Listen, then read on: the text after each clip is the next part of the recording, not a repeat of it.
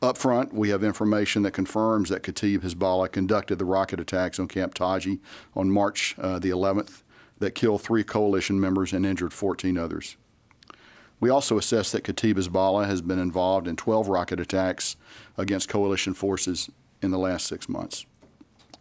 In response to this attack on an Iraqi base that hosts coalition forces supporting the Iraqi fight against ISIS, we carried out precision defensive strikes to degrade and destroy advanced conventional weapons that have been provided to Kataib Hezbollah by their Iranian backers.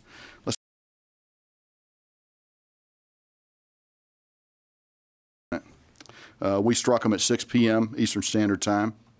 We assessed that each location stored weapons that would enable lethal operations against U.S. and coalition forces in Iraq.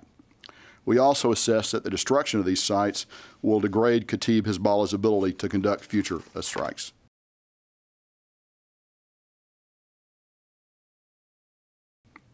I also want to reiterate that these strikes, these defensive strikes, were designed to destroy Iranian-supplied advanced conventional weapons, and that the United States acted in self-defense in response to a direct and deliberate attack on an Iraqi base that hosts coalition service members. We are in Iraq to support the people of Iraq in their fight against ISIS. However, we always reserve the right to defend our forces whenever they're attacked or threatened.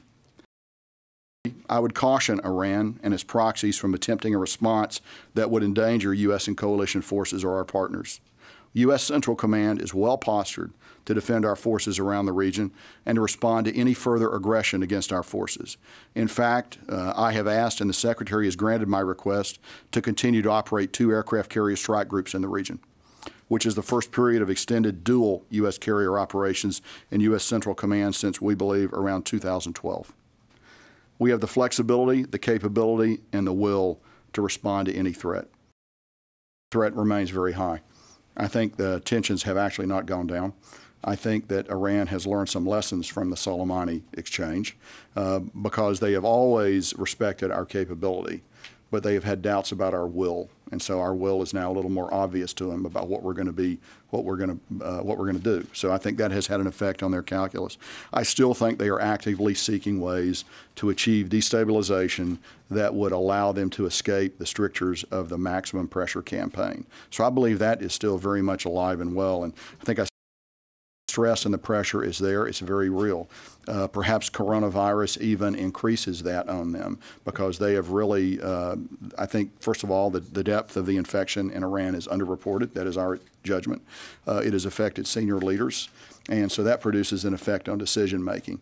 And in authoritarian states, they can react to an internal crisis by one of 2 ways. They can turn inward or they can turn outward. History typically tells us authoritarian states turn outward in order to marshal the people behind them against a common foe, external, either manufactured or real. So I think it's very, very possible that that's what we're seeing right now. So I think the tension is still very high. I think the risk is still significant in the theater. And even though we may go days or a period of time without anything happening, I think we're still at a period of significant risk.